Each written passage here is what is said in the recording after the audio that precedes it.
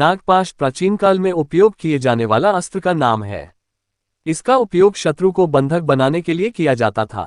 नागपाश का वर्णन रामायण में महर्षि वाल्मीकि जी द्वारा और अन्य वेद पुराणों में किया गया है।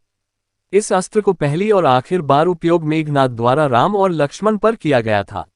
नागपाश से जब किसी लक्ष्य पर भेदा गया तब उसमें से हजारों लाखों की संख्या में सांप निकालकर लक्ष्य को पूरी तरह जकड़ लेते हैं, जिससे मूर्छित जाता है और इसकी मृत्यु हो जाती है।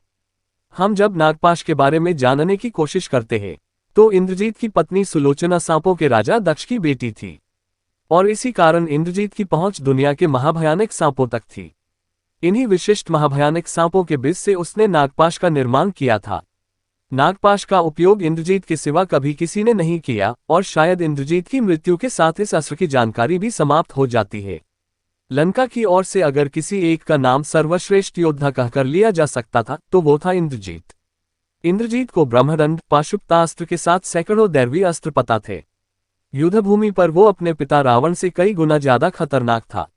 रामायण युद्ध में जब इंद्रजीत युद्धभूमि पर आता है तो वो हजारों वानरों का संहार करने लगता है। तब प्रभु राम और लक्ष्मण उसके सामने युद्ध करने हेतु उतर जाते हैं। दोनों ओर से घमासान युद्ध शुरू होता है। इंद्रजीत के हर बाण का जवाब प्रभु राम और लक्ष्मण के पास होता है तो प्रभु राम और लक्ष्मण के हर बाण का तोड़ इंद्रजीत के पास।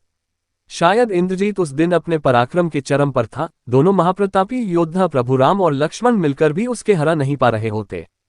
हर अस्त्र का जवाब किसी दूसरे अस्त्र से दिया जा रहा था। कोई भी हारने को या पीछे हटने को तैयार नहीं था। तब उस हालत में इंद्रजीत नागपाश का उपयोग करता है। ऊपर से साधारण दिखने वाले इस बाण को प्रभु राम भांप नहीं पाते और मेघनाद का यह अस्त्र प्रभु राम और लक्ष्मण को जकड़ लेता है। जब कोई भी इस अस्त्र का तोड़ नहीं निकाल पाता तब भगवान श्रीराम की मुक्ति के लिए खुद भगवान गरुड़ को अपने परिजनों को भेजना पड़ता है।